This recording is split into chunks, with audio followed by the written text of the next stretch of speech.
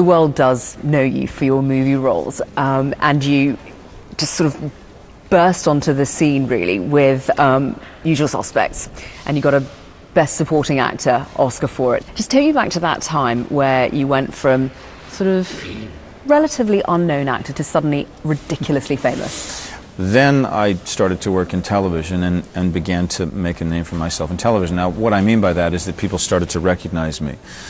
What happened after Usual Suspects and a number of other films I did, sort of that all came out in a span of about 6 months, was that I think suddenly people started to connect the dots. Oh, that was that guy from, oh, he was in that, oh. And then people start to actually learn your name. You spend a lot of your time these days obviously doing theatre. Would it be fair to say that you've turned your back on Hollywood? No, it's so much less about walking away from something than walking towards something. You know, I got to a point at the end of '98 after American Beauty had been released, and you know, I had been sort of focused on film quite diligently, quite ambitiously for about 12 years. And you know, frankly, at the end of '98 it had gone better than I could have ever imagined and hoped.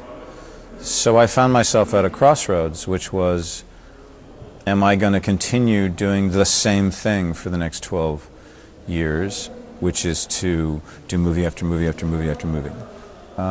Or do I want to change? And I opted for change. You've packed so much into your career, Kevin. Is there anything that you particularly want to do that you feel that you haven't had an opportunity to yet? Yeah, you know, headline nightclub act. Really just, you know, bring the headliner back to Vegas, you know.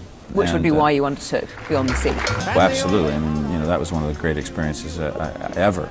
Incredible. And I did get to do a concert tour across the U.S. in 11 different cities with a 20-piece big band. So I've been able to sort of get there. But that to me would be kind of fun to do again at some point. Because I love singing. I don't get a chance to sing as much as I'd like. And so, yeah, you know, we'll see what happens.